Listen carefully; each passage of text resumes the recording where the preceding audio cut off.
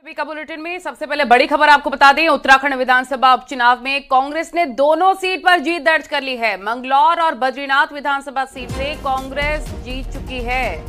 ये इस वक्त की बड़ी और अहम जानकारी हम आपको बता रहे हैं। मंगलौर सीट पर जनता ने हाथ का साथ दिया है। कांग्रेस प्रत्याशी काजी निजामुद्दीन यहां से जीते हैं और उनके समर्थक काफी जश्न में नजर आ रहे हैं। दो सहयोगी हमारे साथ जुड़ गए हैं। नितिन हमारे सहयोगी हमारे साथ फोन लाइन पर। नितिन, हाथ का साथ जनता ने यहां पर थाम लिया है, कांग्रेस प्रत्याशी की जीत दर्ज हो गई है। कैसा माहौल, क्योंकि मॉरल बूस्ट हो गया होगा अब कांग्रेस का?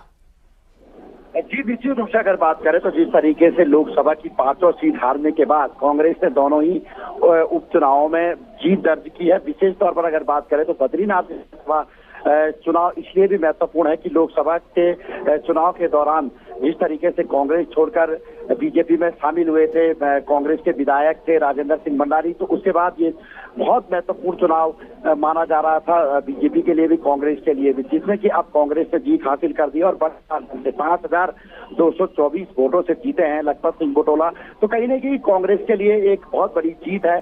जिस तरीके से लगातार कांग्रेस बैकफुट पर जा रही थी, हम पिछले चुनावों की बात करें चाहे लोकसभा विधानसभा की, तो कहीं ना कहीं अब जो ये गढ़वाल क्षेत्र की एक बहुत ही प्रतिष्ठित सीट मानी जाती है बद्रीनाथ विधानसभा, वो जीत चुकी है कांग्रेस। तो कहीं ना कहीं उनके लिए थोड़ी एक राहत जरूर मिली होगी और कार्यकर्ता लगातार यहाँ पे जश्न मना रहे हैं, सड़कों पर उतर रहे हैं। तो एक जो जश्न मनाने के लिए जो कार्यकर्ता धीरे धीरे अब सभी इलाकों से यहाँ पे पहुंच रहे हैं। जी तो पुलकित शुक्ला भी हरिद्वार से हमारे साथ जुड़े हुए हैं। पुलकित, यहाँ पर भी कांग्रेस की तरफ से ही जीत हासिल की गई है, किस तरह का उत्साह कांग्रेस के कार्यकर्ताओं में? देखिए, कांग्रेस के कार्यकर्ताओं के उत्साह की अगर बात करें तो कांग्रेस के साधारण कार्यकर्ता से लेकर कांग्रेस के जो बड़े नेता हैं, प्रदेश के नेता, वो सब मतगणना केंद्र के बाहर जमा है। सैकड़ों की संख्या में यहाँ पर भीड़ जमा है और लगातार जो है उनकी ओर से नारेबाजी की जा रही है। प्रत्याशी के जिंदाबाद की नारेबाजी की जा रही है, कांग्रेस जिंदाबाद की नारेबाजी की जा रही है, क्योंकि जाहिर तौर पर ये जो एक जीत है ये कम वोटों के अंतर से ये जीत जरूर हुई है और ये एक उपचुनाव की जीत जरूर है, लेकिन इसके जो मायने हैं वो बहुत ज्यादा खास हैं, क्योंकि कांग्रेस के जो उत्तराखंड में है वो कांग्रेस विपक्ष में है। हरिद्वार में कांग्रेस पहले से जो है अच्छा प्रदर्शन करती रही है।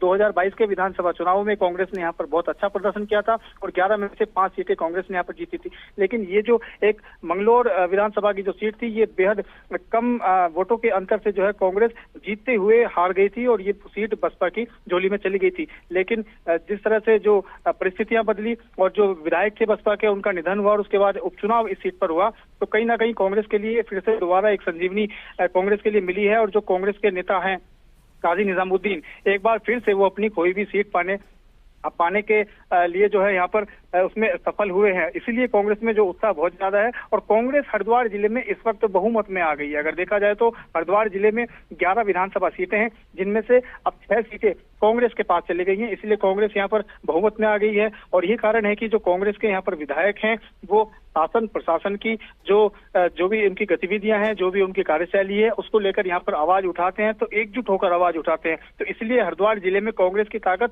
अब और भी ज्यादा बढ़ गई है।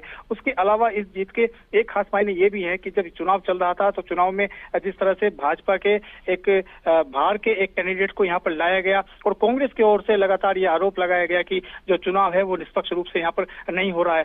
10 जुलाई को जब वोटिंग हुई तो वोटिंग में कुछ जो है झड़पें, हिंसक घटनाएं सामने आई हैं, कुछ झड़पें हुई हैं और उसके अलावा कुछ लोग भी जो है लोकसभा चुनाव के दौरान हमने देखा बहुत सारे कांग्रेस के कार्यकर्ताओं ने, नेताओं ने भाजपा ज्वाइन कर ली, पार्टी ज्वाइन कर ली और हाल ही में हमने देखा कि बीजेपी के प्रत्याशी भी वही थे जो हाल ही में ज्वाइन उन्होंने बीजेपी को किया था कांग्रेस छोड़कर।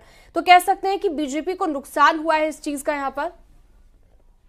जी बिल्कुल, लोकसभा चुनाव अभी हाल ही में बीते हैं और लोकसभा चुनावों में सभी पार्टियों की ओर से बड़े स्तर पर जो है दलबदल हुआ, लेकिन उसमें सबसे ज्यादा कांग्रेस छोड़कर जो कार्यकर्ता हैं, जो नेता हैं, वो भाजपा की ओर गए। तो कहीं ना कहीं भाजपा के पक्ष में पूरी तरह से माहौल बना और ऐसा लगा कि अब जो है पूरी तरह से भाजपा के ही बिल्कुल अलग अलग रिएक्शन सामने आ रहे हैं और साफ तौर पर कांग्रेस के तमाम जो जोश में नजर आ रहे हैं कार्यकर्ता, उनका कहना है कि संविधान की जीत हुई है। दोनों का बहुत शुक्रिया तमाम जानकारी साझा करने के लिए।